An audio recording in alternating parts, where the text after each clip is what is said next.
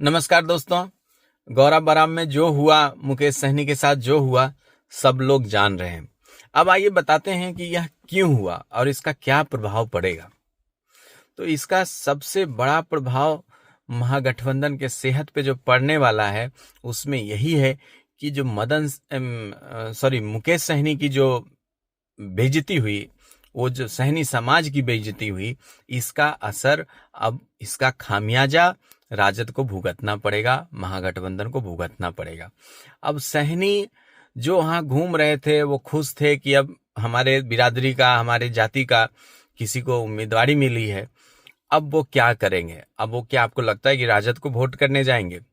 नहीं, अब वो एनडीए को वोट करेंगे। अब ये सीट वो पूरी तरह से हार चुके हैं। वहां पे एनडीए पहले से ही मजबूत था, लेकिन अब और कोई शक संशय नहीं रह गया है उस सीट को जीतने में। और यह कुछ तथ्यों को भी उजागर कर रहा है कि राजद में क्या अनुशासन है, कि उनका ही प्रत्याशी उनका कहां नहीं मान रहा है। कुछ अनुशासन नहीं है। राष्ट्रीय अध्यक्ष चिट्ठी लिख रहे हैं, कुछ मतलब नहीं है। प्रत्याशी घूम रहा है, प्रत्याशी सिंबल लेके प्रचार कर रहा है, नॉमिनेशन वापस नहीं लिया, उससे नॉमिनेशन वापस लेने की अपील हुई।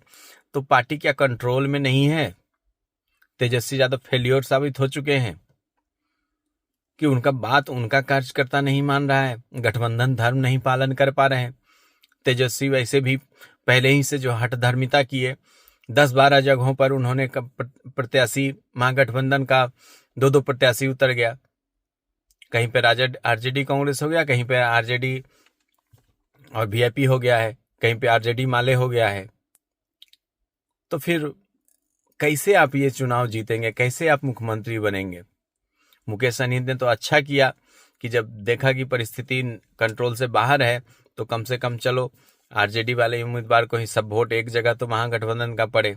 उनकी इस कदम की बहुत ही सराहना करनी पड़ेगी। सराहनीय कदम है।